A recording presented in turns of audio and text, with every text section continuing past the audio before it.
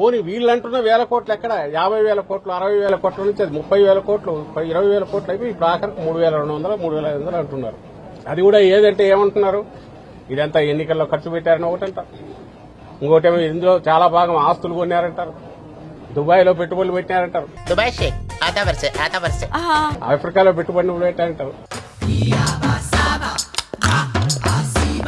వీళ్ళంటున్న కట్టుకథ 3,000 కోట్లనే 30 రకాలుగా చెప్తున్నారు. ఈ పార్ట్ మీరు సరిగా ప్లానింగ్ చేసుకోలేదా? మీరిద్దరు బిగినర్స్ మిస్టేక్స్ ఇవన్నీ.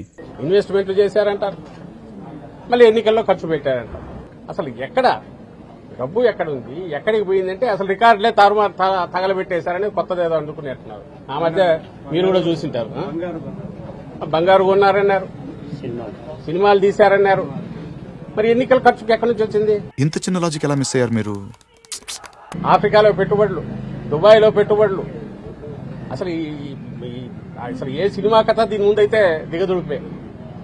సినిమా కూడా కాదు, ఆ ఈటీవీలో వస్తుంటది సీరియల్, 1000, 2000, 3000, 4000 ఎపిసోడ్లు పోతా ఉంటది. అది జీడిపాకం సాగినట్టు సాగుతా ఉన్నారు కదా, అట్లా సాగుతా పోతుంది. అయితే ట్రీట్మెంట్ తీసుకోనంటావా? తీసుకోను. అయితే నేను తెచ్చిన మందులు వేసుకోనంటావా? వేసుకోను. పిల్లల కోసమైనా నీ పంత వదులుకోనంటావా? వదులుకోను. నీ ఆరోగ్యం గురించి కూడా ఆలోచించవా? నా చావు గురించి కూడా ఆలోచించను.